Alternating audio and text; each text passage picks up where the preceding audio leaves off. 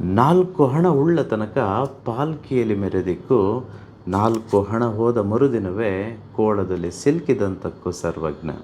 ಯಾವುದೋ ಕಾಲದಲ್ಲಿ ಸರ್ವಜ್ಞರು ಎಷ್ಟು ಅದ್ಭುತವಾಗಿ ಹಣದ ಬಗ್ಗೆ ಹೇಳಿದ್ದಾರೆ ನೋಡಿ. ಒಂದಂತೂ ಗೊತ್ತಿರಲಿ, ಹಣ ಇಲ್ಲ ಅಂತಂದರೆ ಈ ಸಮಾಜ, ವಿಶೇಷವಾಗಿ ಕಲಿಯುಗ, ನಮ್ಮನ್ನು ಕಾಲಿನ ಕಸಕ್ಕಿಂತ ಅಥವಾ ನಾಯಿಗಿಂತ ಕಡೆಯಾಗಿ ಕಾಣ್ತಾರೆ. ಈ ಮಾರ್ಕೆಟಲ್ಲಿ, ಈ ಸಮಾಜದಲ್ಲಿ ಗಡಿಯಾರವನ್ನು ರಿಪೇರಿ ಮಾಡೋರು ಬೇಜಾನ್ ಜನ ಸಿಗ್ತಾರೆ. ಆದರೆ ನಮ್ಮ ಟೈಮನ್ನು ನಾವೇ ಸರಿಪಡಿಸ್ಕೊಳ್ಬೇಕು.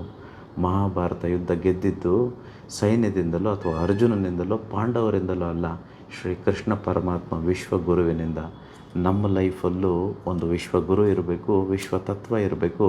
ಆಗ ಮಾತ್ರ ನಮ್ಮ ಸಾಲಗಳಿಂದ, ಕಷ್ಟಗಳಿಂದ, ನಮಗೆ ಇರುವ ಅನೇಕ ಕರ್ಮಗಳಿಂದ ನಾವು ವಿಮುಕ್ತಿ ಪಡೆದು ನಾವು ಶ್ರೀಮಂತರಾಗೋದಕ್ಕೆ ಮತ್ತು ಈ ಪ್ರಪಂಚದ ಸಕಲ ಸಿರಿ ಸಂಪತ್ತು ವೈಭೋಗಗಳನ್ನು ಅನುಭವಿಸೋದಕ್ಕೆ ಸಾಧ್ಯ.